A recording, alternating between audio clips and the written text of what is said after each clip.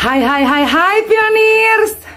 Salam petir, jedar jedar jedar. Hari ini kita akan melihat ya bahwa ternyata Pin Network ini konsepnya sudah dipahami oleh Ustadz kita, Ustadz Abdul Somad. Bagi pioneers yang belum klik petir, saya tunggu.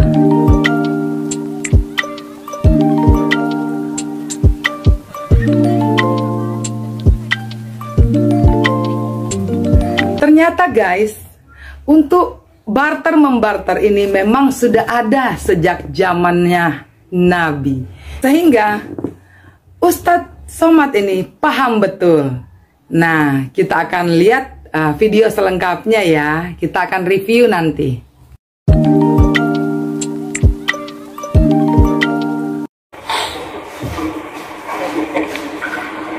Dulu awal-awalnya jual belinya, bapak punya padi, saya punya ikan.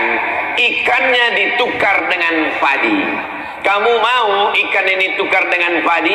Mau. Karena nggak mungkin dia makan beras nggak pakai ikan.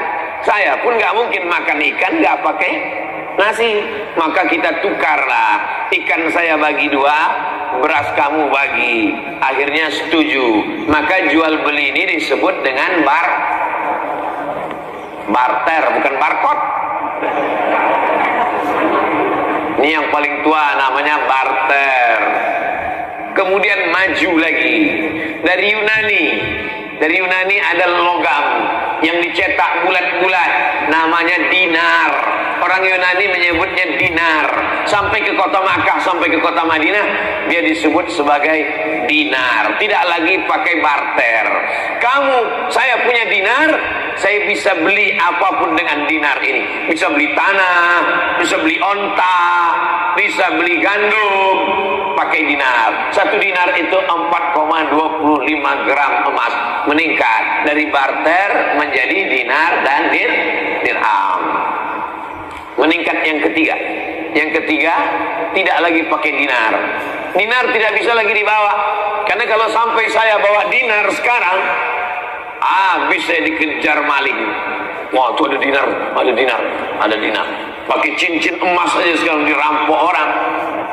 Bukan diambil emasnya, sama jari-jarinya dia potong. Barter, di atas barter dinar, di atas dinar. Ini yang ketiga, keluarlah apa yang disebut dengan uang kertas.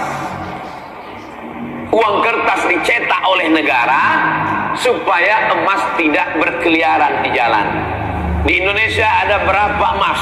Misal 1 ton. 1 ton emas dikeluarkan kertas senilai 1 ton itu. Keempat ini digital money crypto. Jadi macam-macam dia. Duitnya nggak ada. Kalau kertas tadi masih ada kertasnya. Ini kertas. Yang ini digital money. Uangnya tuh di alam goib. Nggak ada. Tapi dia punya. Adanya cuma di handphone, cuma di laptop. Disimpan di suatu tempat. Maka kesepakatan pertemuan ulama di Universitas Darussalam Gontor Ponorogo, ketemulah di situ pakar-pakar ekonomi Islam. Kesepakatannya 2. Yang pertama, sebagai alat tukar bisa. Sebagai alat tukar.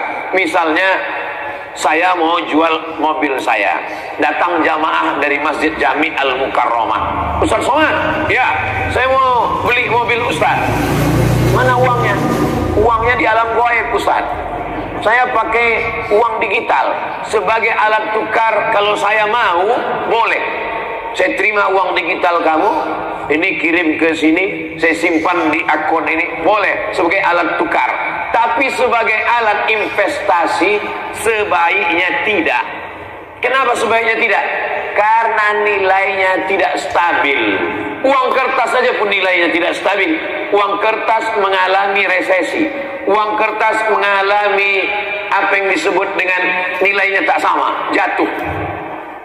Harga kambing zaman Nabi dengan zaman sekarang pakai uang dinar sama. Karena emas itu stabil. Makanya orang sekarang berbondong-bondong menyimpan emas. Emas tetap naik. Emas dulu 1 gram 500.000. Sekarang emas sudah 1 juta. Nanti berganti zaman, berganti, sedangkan uang. Makanya kalau ada orang pinjam uang, saya pinjam uang kamu 100.000 tahun 2020, dibayar tahun 2030 dengan 100.000, mau apa enggak? Saya nggak mau, karena dalam 10 tahun itu terjadi inflasi, nilai uang itu jatuh. Tapi kalau emas tidak jatuh, emas stabil. Nah, jadi ada satu usaha mau mengembalikan umat Islam ini kembali pakai emas, pakai mata uang emas. Kalau Eropa bisa pakai satu mata uang euro, umat Islam juga bisa pakai mata uang emas, dinar. Bisa atau tidak bisa? Bisa. Mata uang. Tapi dalam Islam juga ada yang disebut dengan muqayyad, barter. Di mana Rasulullah SAW pada zaman dahulu, bagaimana para sahabat radhiyallahu anhum ajmain melakukan transaksi barter, ya, seperti halnya Umar bin Khattab radhiyallahu anhu membarter kurmanya dengan seekor kambing. Bahkan pernah Umar bin Khattab membeli sayuran dengan menggunakan kurma, ya, di mana kurma dibarter dengan sayur-sayuran di pasar. Dan perkara itu dibenarkan oleh Rasulullah SAW, yang dalam fikih muamalah hukum Islam itu dinyatakan sebagai muqayyad atau disebut dengan barter.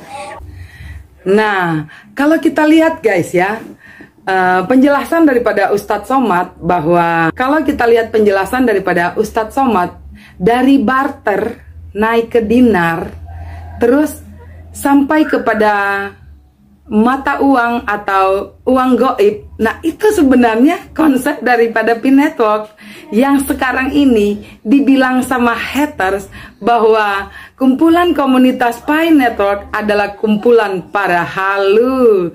Jadi mereka bagusnya nonton video ini ya. Memang beliau mengatakan sebaiknya tidak dijadikan sebagai investasi karena nilainya masih turun naik guys. Tapi setidaknya bahwa ada kemungkinan one day Indonesia juga akan memakai Pi Network sebagai alat tukar yang notabene mata uang digital. Tetap cerdas, tetap semangat, saya bisa, kamu bisa, kita bisa. Thank you, bye. Betul, jari itu nggak boleh lebih cepat dari otak. Iya, jadi sekarang, sebelum jarinya ini otaknya pakai dulu. Pikir dulu. Ini bener nggak nih yang gue mau ngomong? Jadi kebebasan berpendapat harus disertai dengan tanggung jawab. Jangan punya budaya nyinyir dan jealous. Karena itu pada akhirnya jadi budaya loh. Karena it's a habit, pada akhirnya jadi lifestyle. It's so dangerous.